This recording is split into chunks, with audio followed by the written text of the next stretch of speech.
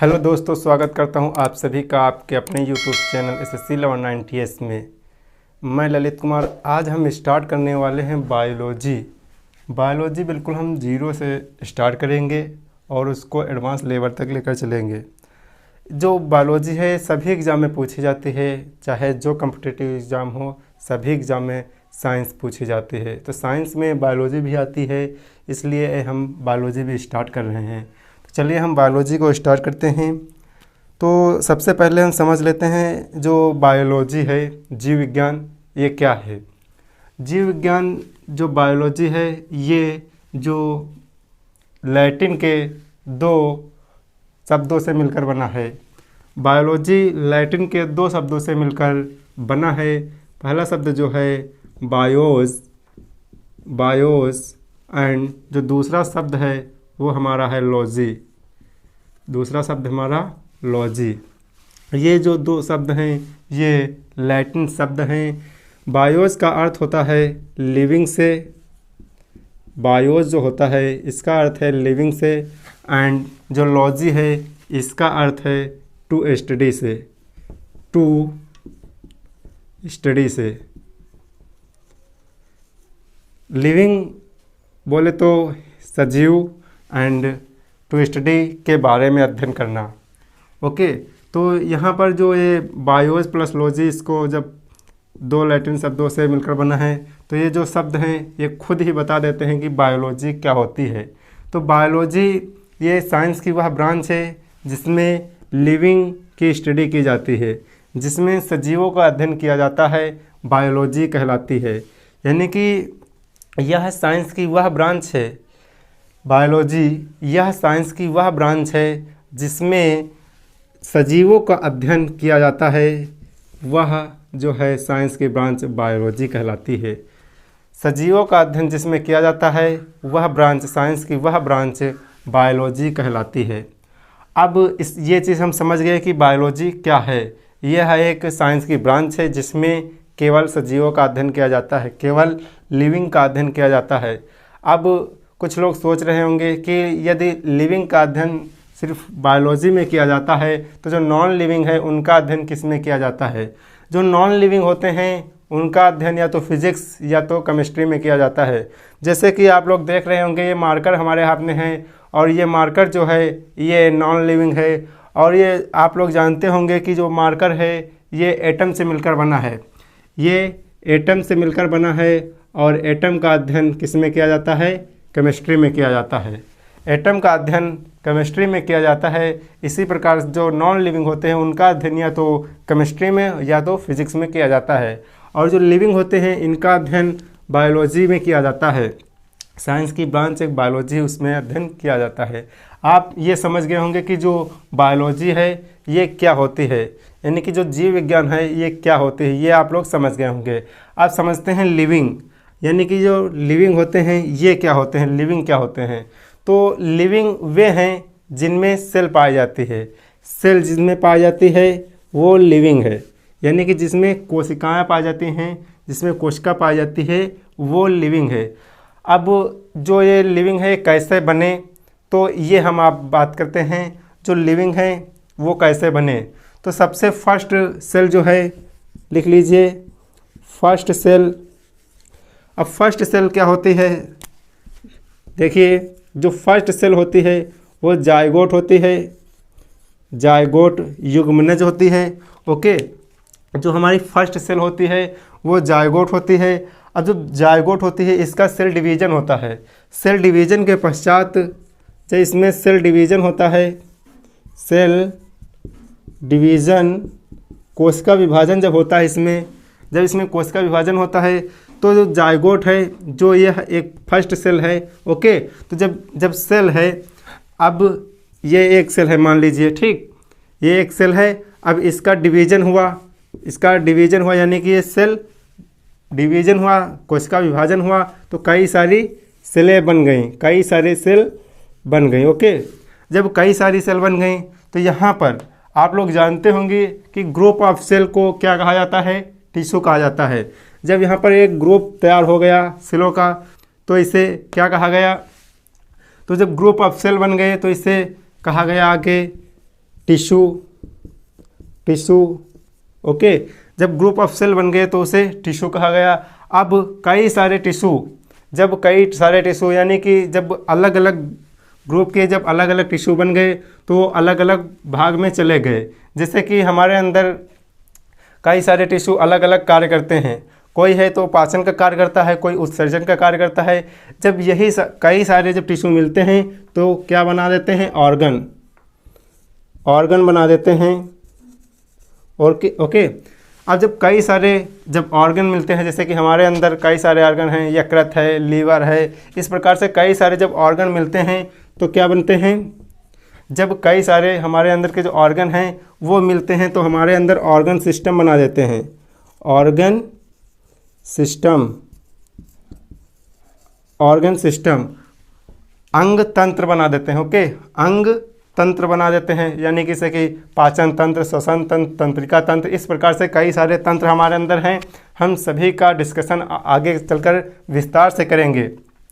हमारे अंदर कई सारे तंत्र हैं। ओके, अब यही तंत्र, कई सारे तंत्र मिलकर के एक लिविंग बॉडी बन जाती है, एक लिविंग बॉडी बन जाती है। ओके, लिविंग बॉडी बन जाती है। तो देखिए ये फर्स्ट सेल है, जो फर्स्ट सेल है हमारी जाइगोट है। अब जो जाइगोट है उसका सेल डिवीजन हुआ, सेल डिवीजन के पश्चात तो टिश्यू बन गए, टिश्यू से ऑर्गन और ऑर्गन से ऑर्गन सिस्टम, ऑर्गन सिस्टम से एक लिविंग बॉडी बन गई। ओके, आप लोग ये नोट कर लीजिए, फिर हम इसे इरेज करते हैं और आगे समझते हैं।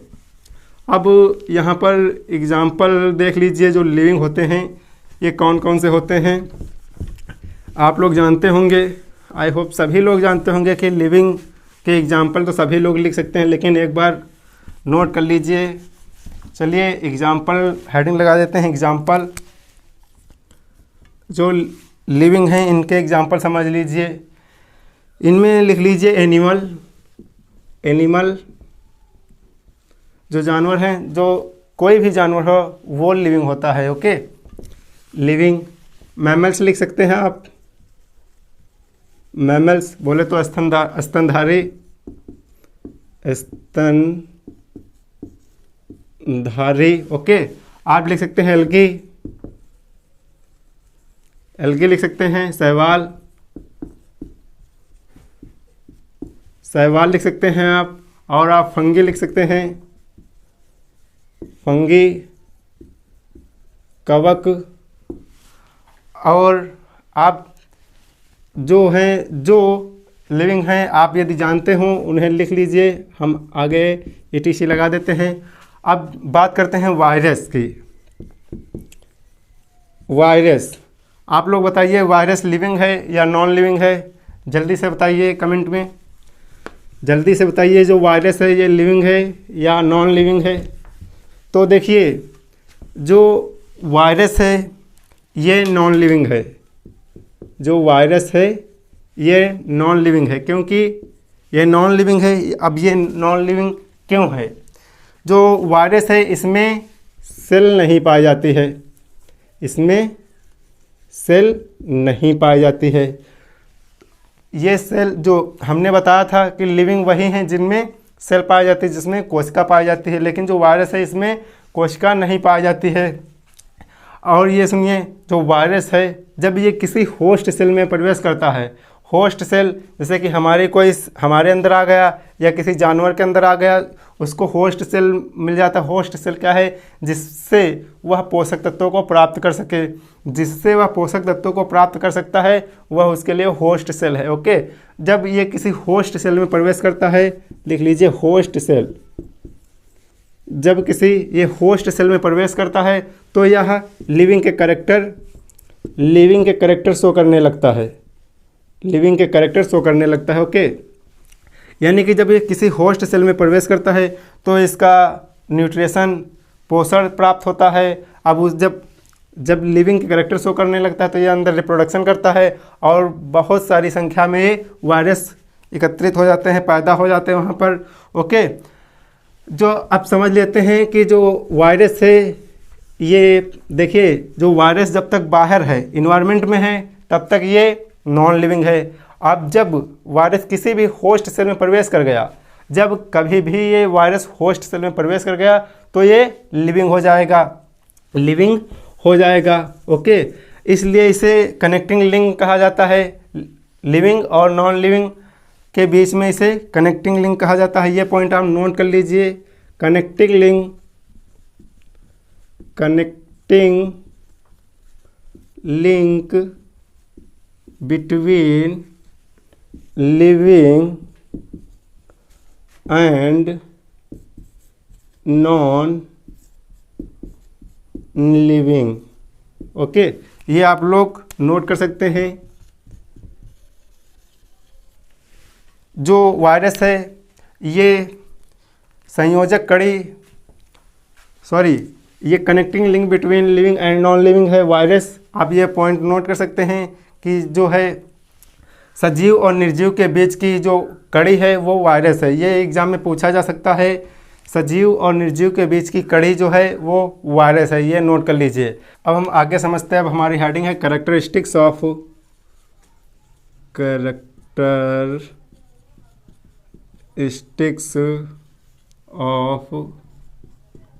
लिविंग। ये हमारी नेक्स्ट हेडिंग है। सजीवों के गुण हम देखते हैं। सजीव क्या होते हैं, उनके अंदर कौन से गुण होते हैं। जो हम गुण बताएंगे वो यदि उनके अंदर हैं तो वह सजीव हैं। ओके, तो सबसे पहले आप लिख लीजिए cell organisation. Okay, cell organisation, ये हमारा पहला जो है गुण है, सेल ऑर्गेनाइजेशन। ओके, अब सेल ऑर्गेनाइजेशन इसे हिंदी में कहते हैं, सेल ऑर्गेनाइजेशन इसे हिंदी में कहते हैं कोशिका संगठन से हिंदी में कहते हैं कोशिका संगठन। अब कोशिका संगठन क्या होता है आप लोग सभी लोग समझ गए होंगे कि जो सेल है उसका डिवीजन हुआ तो टिश्यू हुए। अब टिश्यू से क्या हुआ, ऑर्गन और ऑर्गन से ऑर्गन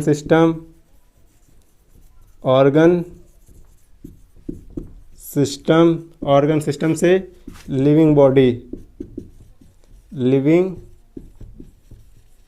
बॉडी। ओके, यही जो है सेल ऑर्गेनाइजेशन कोशिका संगठन है। यानी कि उनके अंदर सेल हो, सेल का डिवीज़न हो, डिवीज़न के पश्चात उनके ऑर्गन बने और ऑर्गन से ऑर्गन सिस्टम बने और ऑर्गन सिस्टम से एक लिविंग बॉडी बने, वही लिविंग है। ओके, ये हमारा जो पहला पॉइंट है यही है सेल ऑर्गेनाइजेशन।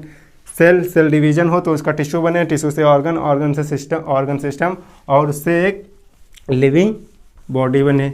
ये हमारा लिविंग हो गया, पहला कैरेक्टर होना चाहिए ये। ओके, अब हम दूसरा कैरेक्टर देख लेते हैं। जो सेल है, यदि लिविंग है तो उसके अंदर सेल है। अब सेल है तो उसके अंदर प्रोटोप्लाज्म होगा, यानी कि जो लिविंग है उसके अंदर, सेल के अंदर प्रोटोप्लाज्म होना चाहिए, प्रोटोप्लाज्म।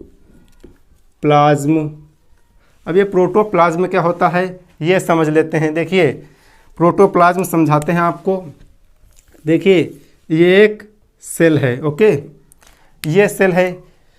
अब ये सेल है, सेल के बाहर एक इसकी मेम्ब्रेन है, ये सेल मेम्ब्रेन है। इसे लिख लीजिए सेल मेम्ब्रेन। ओके, कोशिका झिल्ली है ये, कोशिका झिल्ली है, कोशिका झिल्ली है। ओके, अब ये देखिए, ये जो है कोशिका है और इसके ऊपर एक झिल्ली हुई है जिसे कहते हैं सेल मेम्ब्रेन या कोशिका झिल्ली। अब इसके अंदर देखिए, इसके अंदर एक गाढ़ा द्रव भरा हुआ है। सेल के अंदर एक गाढ़ा द्रव भरा हुआ है। ओके, पूरी सेल में है। ओके, ये पूरी सेल में खूब गाढ़ा एक द्रव भरा हुआ है जिसे कहते हैं साइटोप्लाज्म। ओके, जिसे कहते हैं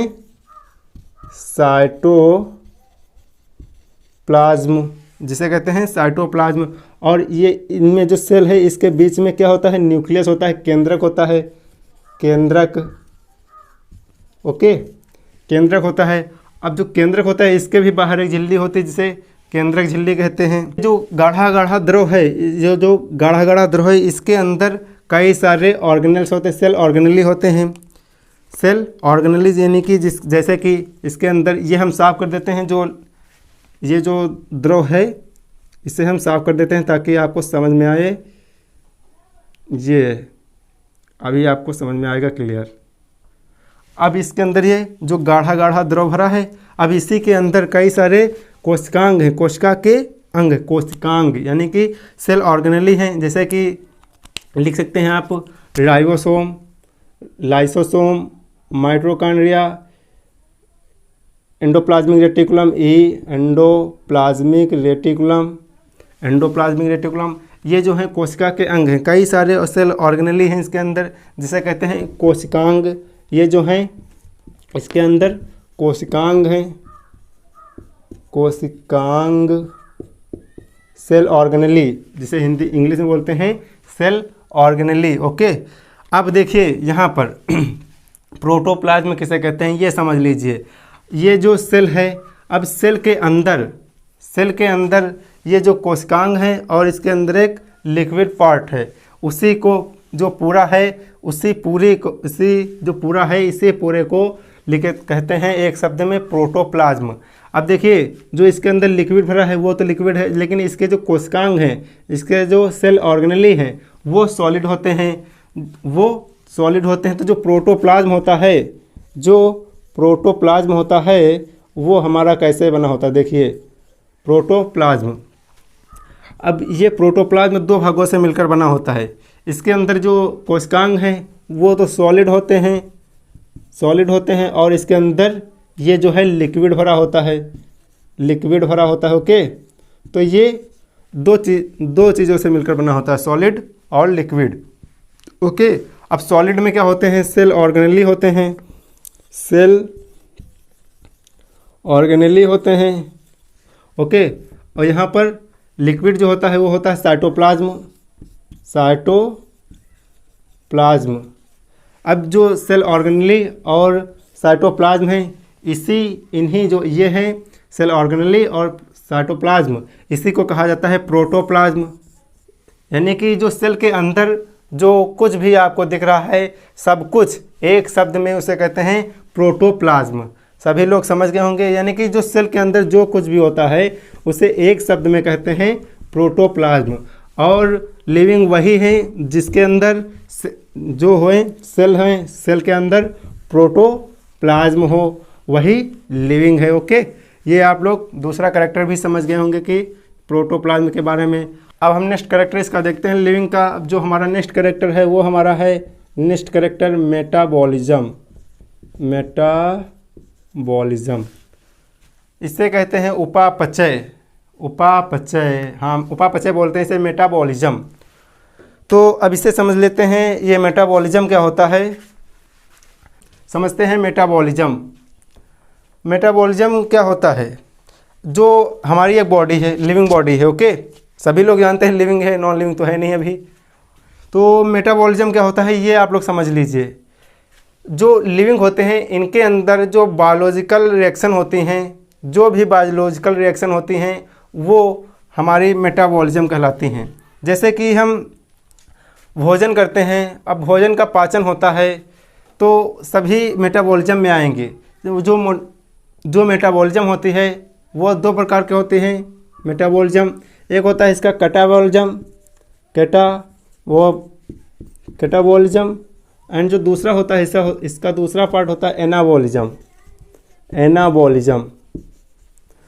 कैटाबॉलिज्म क्या होता है, अब ये हम कैसे याद रख सकते हैं, कैटाबॉलिज्म एंड एनाबॉलिज्म हम कैसे याद रख सकते हैं। आप देखिए कैटाबॉलिज्म क्या करता है, ये जो जटिल पदार्थ होते हैं, जटिल बोले तो बड़े पदार्थ।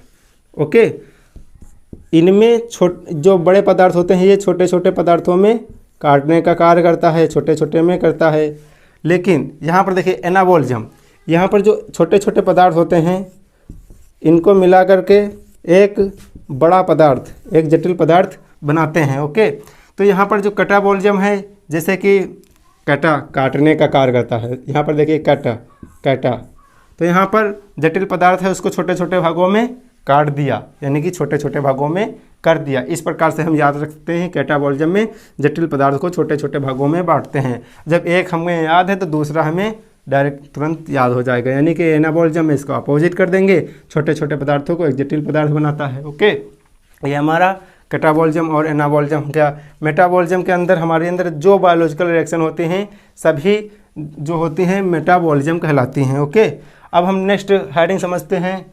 नेक्स्ट हेडिंग आप लगा लीजिए पोषण, न्यूट्रिशन। ओके, हिंदी में ही लिखें, हिंदी में ही लिखें, इंग्लिश में लिखें, चलिए हिंदी में लिखते हैं पोषण। पोषण, ओके। अब पोषण क्या है? जो लिविंग होते हैं उन्हें पोषण की आवश्यकता ज़रूर होती है, क्योंकि वो पोषण के बिना रह ही नहीं सकते हैं। जैसे कि हम यदि सुबह भोजन किए तो दोपहर तक हमारे दोबारा भूख लग जाती है, सभी लोग के लगती होगी। तो जैसे कि जो पोषण होता है, हमें पोषण क्यों चाहिए? हमें एनर्जी के लिए पोषण चाहिए। ओके, तो पोषण क्या होता है? पोषक तत्वों को प्राप्त करने की प्रक्रिया को पोषण कहते हैं। पोषक तत्व बोले तो पोषक तत्व हमने बोला है यहाँ पर पोषक तत्व। अब ये पोषक तत्व क्या होते हैं?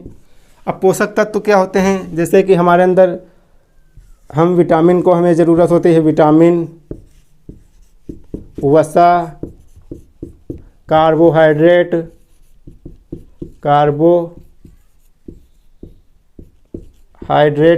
ये जो होते हैं ये सभी हैं पोषक तत्व। अब इनको प्राप्त करने के लिए हमें पोषण की आवश्यकता होती है, इसीलिए हम पोषण यानी कि भोजन करते हैं। ये सभी हमें चाहिए तो हम पोषण करते हैं।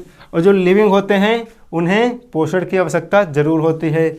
ओके, ये जो पोषण की आवश्यकता लिविंग को ज़रूर होती है, ये आप लोगों को क्लियर हुआ। लेकिन जो लिविंग होते हैं ये पोषण अपने दो प्रकार से प्राप्त कर सकते हैं।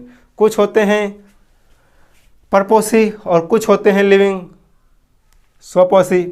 परपोषी क्या होते हैं और स्वपोषी क्या होते हैं? स्वपोषी जो होते हैं वो स्वयं अपना भोजन बना लेते हैं, लेकिन परपोषी जो होते हैं जीव वो दूसरों पर आश्रित रहते हैं। स्वपोषी लिख लीजिए, जो स्वपोषी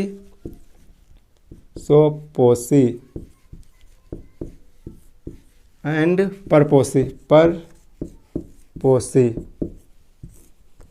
परपोषी। अब स्वपोषी जो होते हैं वो अपना भोजन खुद बना लेते हैं, जैसे कि प्लांट ये वो नहीं है कि जब इन्हें भूख लगे तो मार्केट जाएं, कभी पिज़्ज़ा खाएं, कभी बर्गर खाएं, ये समोसा खाएं, खस्ता खाएं, जो हो मटर वटर, ये वो नहीं है।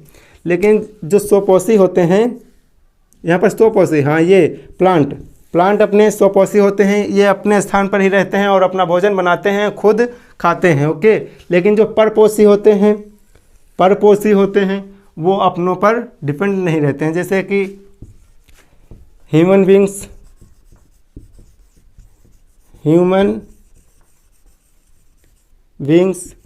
ओके, ये आप नोट कर सकते हैं, ह्यूमन बींग्स यदि, और एनिमल्स ये भी आप नोट कर सकते हैं। जो परपोषी होते हैं वो अपनों पर आश्रित नहीं रहते हैं, वो दूसरों पर आश्रित रहते हैं। कब बने तो कब खाएं, कब बने तो कब खाएं। कुछ लोग तो हैं खाने पर ही आश्रित रहते हैं। ओके, चलिए पोषण भी आप लोग समझ गए होंगे। अब हमारी नेक्स्ट हेडिंग है,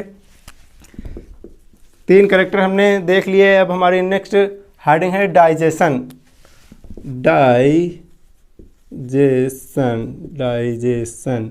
जिसे कहते हैं पाचन। अब जो लिविंग होते हैं, लिविंग वही हैं जिनके अंदर देखिए उन्हें पोषण की आवश्यकता पड़ी। अब जब पोषण गया तो उनका पाचन होना चाहिए, पाचन तो होएगा। तो जो पाचन होता है, ओके, पचाने का कार्य जो जिसमें होता है वो डाइजेशन होता है। अब वो भोजन प्राप्त कर लिए, भोजन प्राप्त करने के बाद उनका ब्रेकडाउन हो, जैसे कि हम इतने बड़े चावल खा लेते हैं, कुछ भी खा लेते हैं बड़े बड़े पदार्थों को।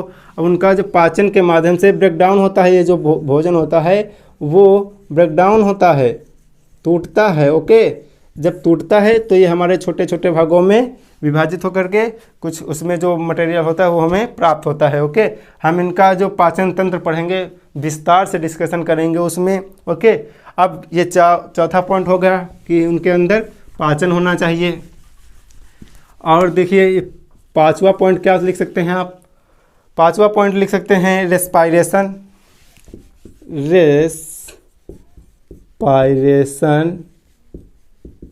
रेस्पायरेशन होना चाहिए उनके अंदर, यानी कि उनके अंदर क्या होना चाहिए? श्वसन। लिविंग वही हैं जिनके अंदर रेस्पायरेशन है। कैसे? आप लिविंग हैं या नॉन लिविंग हैं? सभी लोग जानते हैं कि हम लिविंग हैं। यदि आप लिविंग हैं तो आप सांस जरूर लेते होंगे, है ना? हाँ, लेते हैं भाई। तो रेस्पायरेशन जो श्वसन है वो जरूर होता है। अब श्वसन क्या होता है समझ लीजिए श्वसन के बारे में थोड़ा सा, उसके बाद हम विस्तार से अध्ययन करेंगे ही। तो जो श्वसन है, जैसे कि हम अभी बाहर खड़े हुए हैं तो हम क्या कर रहे हैं? सांस ले रहे हैं। तो हमने इन्वायरमेंट से क्या लिया? ऑक्सीजन? नहीं मूर्खों, हमसे सुनो। देखिए श्वसन में क्या लेते हैं? एयर लेते हैं, एयर। अब ध्यान से देखिए, सभी लोग कहते हैं कि ऑक्सीजन लेते हैं, ऑक्सीजन लेते हैं, लेकिन ऑक्सीजन नहीं लेते हैं। हमने एयर लिया और एयर में कितनी गैसें घुली हैं पता नहीं। एयर में सभी गैसें घुली हैं, नाइट्रोजन है और कार्बन डाइऑक्साइड है, मतलब जो एयर है, हवा है, तो इसमें बहुत सारी गैसें घुली हुई हैं। बहुत सारी गैसें हैं, जानते होंगे आप, जो एयर है इसमें बहुत सारी गैसें घुली हुई हैं। तो हमने एयर ली, लेकिन हमारे जब ब्लड में जो जाती है वो सिर्फ ऑक्सीजन है, ऑक्सीजन। क्योंकि जो इसमें ऑक्सीजन ही, ऑक्सीजन गलत हो गया, ऑक्सीजन जो ऑक्सीजन है वो हमारे ब्लड में घुलनशील है, वो हमारे ब्लड में घुल जाती है, फिर वो ग्लूकोज बनाती है। ओके, ये हो गया। अब सभी लोग समझ गए होंगे कि हम एयर में सभी गैसें लेते हैं, लेकिन जो ऑक्सीजन है वो हमारे ब्लड में घुलनशील है, फिर आगे ग्लूकोज से रिएक्शन करके आगे हमें एनर्जी प्रदान करती है, एटीपी के रूप में ऊर्जा प्रदान करती है। जब हम श्वसन तंत्र पढ़ेंगे उसका विस्तार से हम डिस्कशन करेंगे। ओके, ये हमारा 5 पॉइंट हो गए। ओके, अब हम छठा पॉइंट, 5 पॉइंट हुए ना कि 6 पॉइंट हुए? 6 पॉइंट हो गए हैं। तो अब सातवां हम समझ लेते हैं। सातवां पॉइंट हमारा क्या होना चाहिए? सातवां पॉइंट, जो लिविंग होते हैं वो क्या करते हैं? भोजन किया, उसमें भोजन करने के पश्चात कुछ उनका अपशिष्ट पदार्थ बना। अपशिष्ट पदार्थ वह पदार्थ होता है जो हमारे अंदर यूज नहीं होता है, जो खराब होता है हमारे लिए, यानी कि वो अब क्या करेंगे? उत्सर्जन करेंगे। समझ गए होंगे, उत्सर्जन करेंगे। ओके, वो अब उत्सर्जन करेंगे। अब उत्सर्जन क्या होता है? उत्सर्जन अपशिष्ट पदार्थों को मल मूत्र के द्वारा बाहर निकालने की जो प्रक्रिया होती है उसे उत्सर्जन कहते हैं। उत्सर्जन सभी लोग समझ गए होंगे कि उत्सर्जन क्या होता है। अपशिष्ट पदार्थों को शरीर से बाहर निकालने की जो प्रक्रिया होती है उसे उत्सर्जन कहते हैं। ओके, ये जो लिविंग होते हैं, लिविंग के ही कैरेक्टर हैं। ओके, लिविंग में सभी प्रकार के कैरेक्टर पाए जाते हैं। ये 7 पॉइंट क्लियर हुए। अब हम 8वां पॉइंट समझ लेते हैं। ये हमने उत्सर्जन भी समझ लिया, अब हम 8वां पॉइंट क्या समझते हैं? 8वां पॉइंट हमारा है सेंसिटिविटी एंड एडॉप्टेबिलिटी। संवेदनशीलता, संवेदनशीलता, अनुकूलता,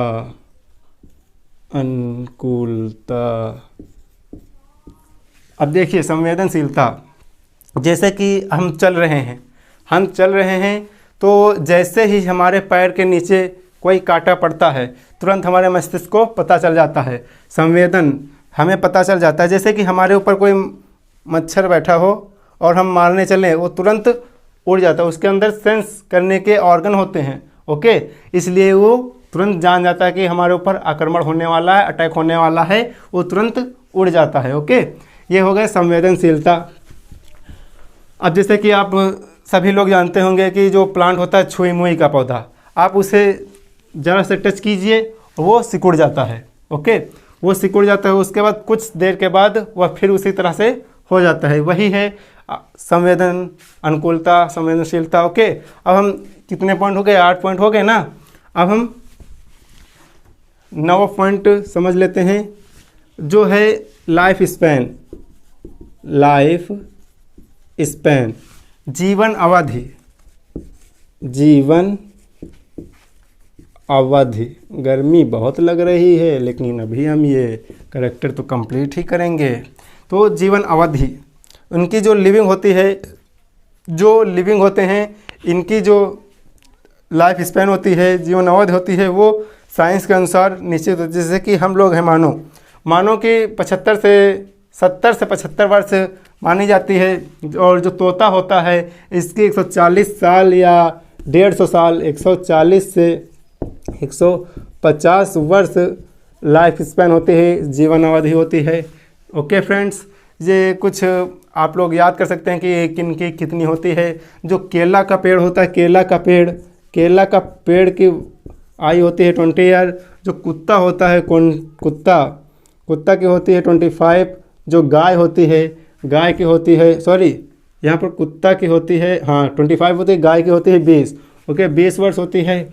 आप कुछ इस प्रकार से याद कर सकते हैं, कोई ख़ास नहीं है। ओके फ्रेंड्स, आज हम ये समझ लिए हैं और बिल्कुल हम 0 से स्टार्ट करेंगे कल से नया चैप्टर। ये हमारा इंट्रोडक्शन था, बायोलॉजी का इंट्रोडक्शन। अब इसमें इंट्रोडक्शन समाप्त हुआ है। कल से हम साइटोलॉजी सेल से स्टार्ट करेंगे और उसको लेकर चलेंगे। चलिए आज के क्लास में इतना ही, मिलते हैं नेक्स्ट क्लास में। तब तक के लिए जय हिंद, जय भारत।